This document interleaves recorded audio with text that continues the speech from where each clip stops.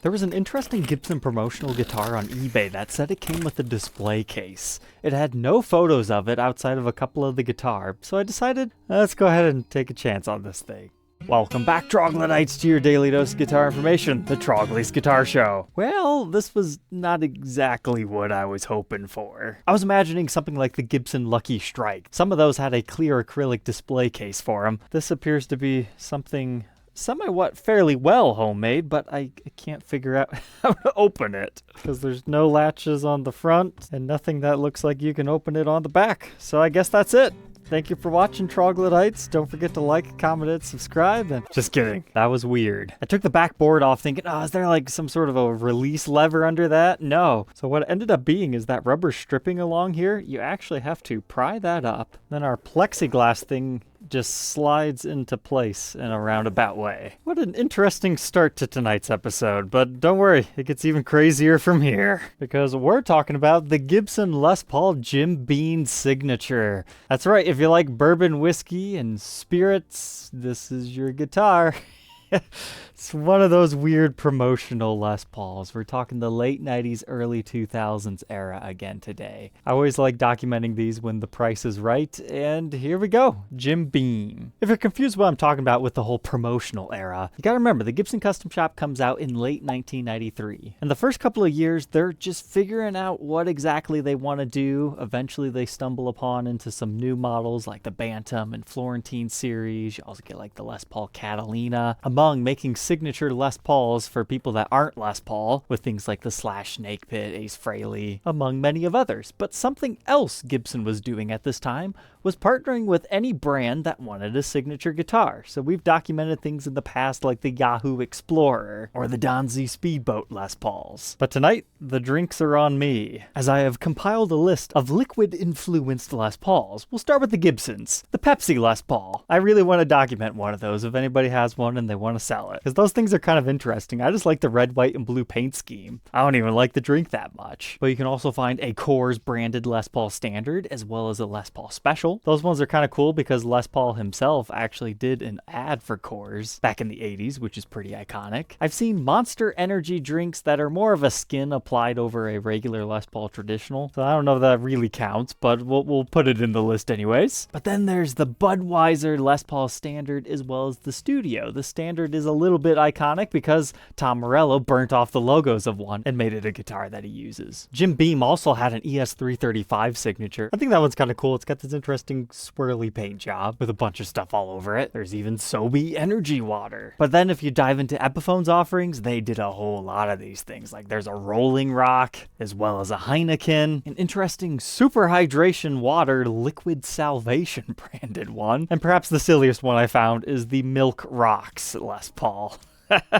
I want one of those. And we can't talk about adult beverages without giving a shout out to James Hetfield with the More Beer Explorer. The fun part about these promo guitars is generally they're an inexpensive way to get into a true Gibson custom shop. Because say what you want about the corporate branding on these things, whether you like what's on it or not, it's still a custom shop produced guitar in many cases. Because you gotta watch closely as to the specs of these. A lot of the Les Pauls are actually just flat tops, and the branding on it can actually easily be removed because a lot of times it's just like a piece of paper that's been screwed onto the top with a clear pick guard. We'll have to find out on the workbench. But sometimes they're actually painted and they are cool. Now, what's the story on these? Apparently they were actually sold. It was initially meant to be a limited edition of around 100 of them. I've seen some sources say they had an MSRP of $8,000, but I couldn't find any firm evidence of that. However, believe it or not, there's at least two versions of this guitar. There's the one we're talking about today, which is a screwed on graphic like we were just talking about. And then there's one that looks like kind of like the NASCAR car guitars, where it's a decal glued to it. But that actually makes the guitars very different because the first version has the back routes like a normal Les Paul. But the one with the screws on the top, that acts as a top routed guitar, so you no longer have the routes through the back. And you'll find other weird specs, like look at this. We've got our trapezoid inlays, but they actually appear to be real mother of pearl, which is not something you would find on a regular standard. And it's looking like it might be an ebony fretboard, but yet we get an interesting headstock. So to learn more about this one, let's go ahead and throw it on the workbench and take a look at its parts and specs.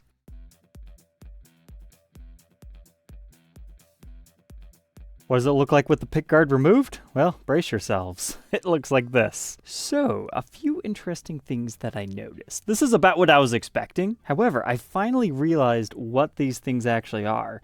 It's a regular Les Paul, but they just don't put the maple top on it. Because I always just thought, okay, Les Paul special. But then the necks stick really far up on most of these promo guitars that are done up as flat tops, and that doesn't happen on regular specials and juniors. So if somebody really hated this, I suppose if you sand it down, you could add a maple top to it. I'm not sure how you'd get around the binding. You might just have to leave it like extra thick. Or I suppose you could just refinish over top of that and then leave the top binding that you end up putting on the top exposed. Just some thoughts and ideas in case anybody ever gets one of these for cheap. But this release actually is a little bit different. I was surprised. It's not paper underneath. Judging by the slight air bubble you can see around here, it looks like it's some sort of a vinyl graphic. So, I mean, if you really wanted to pick away at it and you had some adhesive remover, you might be able to reuse this. But I think just getting a new custom faceplate made would be easier. Again, if you wanted to get rid of it. But our pickup's cleaned up beautifully. And they are 57 classics in both the neck and bridge position. I get readings of 7.74 k ohms in the bridge, 7.96 in the neck, and together 3.92. And as far as the pots, it's the regular Gibson branded ones, but I did notice something unusual. Our ground wire was never attached at the factory. It's here, it was just never soldered into place. I think I'll go ahead and do that before I put it back together. But here's a look at that ABR1 itself, is branded as such. Although since it's not a historic reissue, they used the full weight tailpiece. But besides just a maple top, you could also just put a thin wooden veneer of like flame maple if you'd rather leave it kind of in the style of a special. And then at that point, you could choose if you still wanted to have the ABR1 and stop bar tailpiece, or you could plug those up and re-drill it for whatever you do want. But that is a unique route for this one. It's not circular like usual. And the output jack gets a little zoop over here. A cheaper way to get a project like this though is find one of the old New Century models from the early 2000s. But there's your visual confirmation. Yes, it is a true ABR1. We're talking custom shops here. I like how you can see the mahogany wood grain through our finish. In fact, I'm surprised they even bothered finishing that at all. But it does appear to be a one-piece mahogany body. I didn't see any seam lines anyway. And this is a mahogany neck, and I can confirm that is an ebony fretboard with real mother-of-pearl trapezoid inlays. Got some nice tall fret wire on it too. The inlays are really nice and active on this one. I get a nut measurement of 1.7 inches, increasing to 2.08 by the 12. First fret necked up, 0.85, and about 1 by the 12. Here's a look at that neck profile at the first fret and the 12th fret. It's a nice rounded C shape, closer to a 50s neck profile, although not gigantic reissue in style or anything. I'd imagine it'd be adaptable to players who like 60s necks and the fuller feeling 50s. But now on to our headstock. Regular Gibson Mother of Pearl logo, and it's a shame this isn't done up in colored pearl or something, but it's the Beam Formula seal. That's the only thing that wouldn't be easily removable from this guitar. But you could always just put a sticker or something on it. And our truss rod's in fine shape, doesn't appear to even been used. Although the cover itself has obnoxiously aged, like it's really yellow for some reason on the front there. Now I've got it all strung back up. Something to know about these top full pickguard guitars. They tend to have limited action adjustment, because this is pretty much as far down as it goes. Like, you've got just a little bit of room left. And I would call this comfortable action. It even buzzes in a few spots because it's a tad bit too low. Now, here's another thing to watch out on these promo guitars, because usually the guys who own them aren't necessarily guitar fans, so they don't know about humidifications and not just leaving them out in the baking sun. And in this era, it's just very common for delamination of the lacquer around the fretboard to occur. Now this one, you can see some of that happening along like the wood grain, but thankfully no splitting has happened yet, because that's when it gets really sharp and it's hard to play. But by the first fret on both sides, you can see a little bit of that starting to occur. But I've had a lot of these. This one is no issue in my opinion. In fact, it kind of looks cool seeing the wood grain along the edge like that. But that's definitely something to keep an eye out on these for.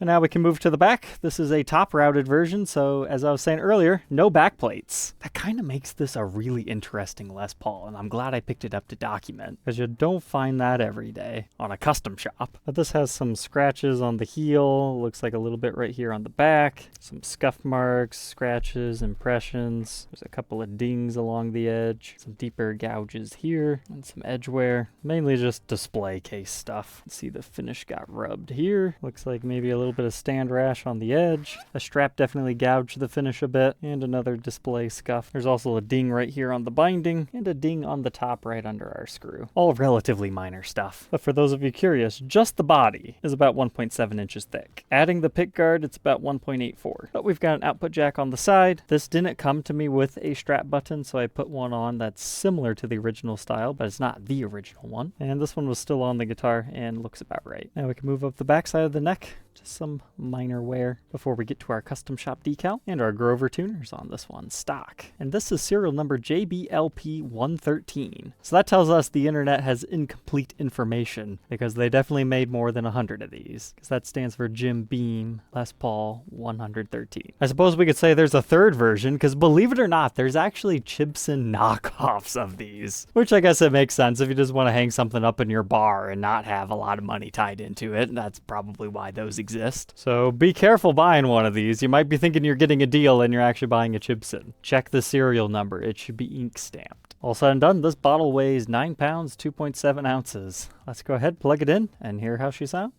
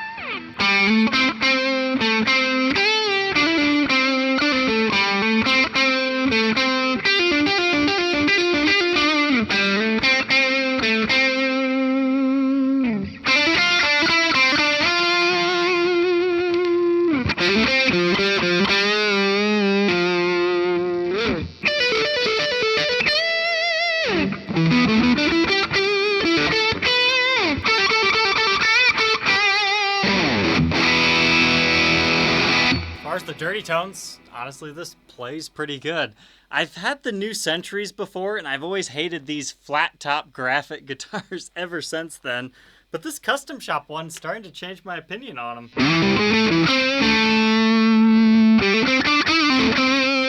Now let's try some clean tones.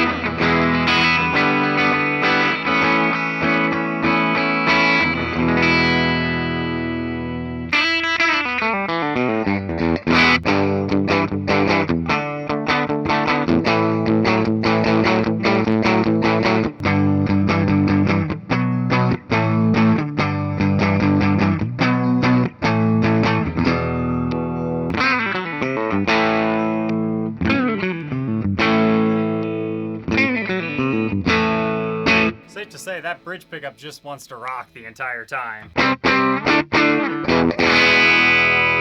Whereas the neck wants to be mellow. And then chiminess in the middle.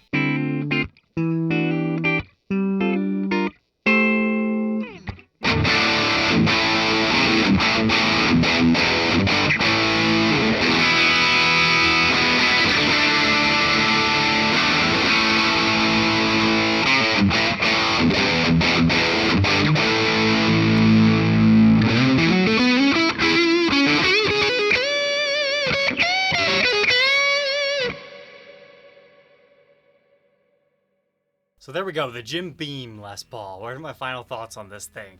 Is it something I'm gonna keep in my collection? No, but that's just because I've been sober my entire life. I have no interest in beer, alcoholic beverages, or anything like that. But I wanted to document it because all these promo guitars just interest me, because sometimes they're sleepers that you can get for really good prices. I mean, would you rather have a Gibson USA 50s Les Paul Standard or a custom shop oddity? I think it just depends. Do you like what's on the guitar or not? But before today, I never even realized that there were two different iterations of the Jim Beam Les Paul. So now I guess I can keep a lookout onto that. However, I think ultimately, I don't know which one I'd prefer, because really the screws aren't that noticeable on the guitar, and it looks like those other ones are constructed the same way. It's just glued onto it, and then they get the finish cracking. So in many ways, as a display piece, this might actually be the better version. As far as the color scheme goes, I actually quite like it. You've got that white with the matching mother of pearl inlays. You get a little splash of red. You could easily take this to your bar gig and have a couple of guys give you a thumbs up or something. But this has definitely made me rethink the flat top promo guitars. Maybe they're not exactly the same as the new Century. So alright, Troglodytes, if you're interested in being the next owner of this one, you can find it for sale on my website, troglysguitarshow.com. Otherwise, we'll catch you guys tomorrow on the next one. Take care.